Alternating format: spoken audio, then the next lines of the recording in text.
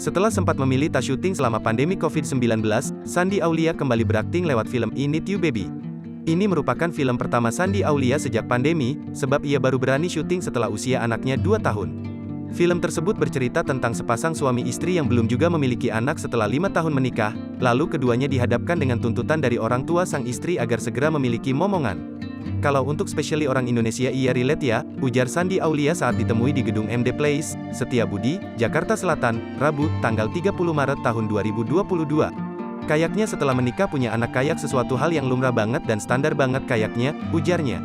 Shandy juga merasa cerita dalam film itu sangat relate dengan dirinya yang jadi mencirikan kebiasaan orang Indonesia. Jadi sangat related banget mertua yang meminta dan berharap banget punya anak gaya Indonesia banget menurut aku, ini Indonesia banget, jelas Shandy. Film ini diakui Shandy memiliki pesan sarkastik yang memiliki sindiran halus berbalut humor.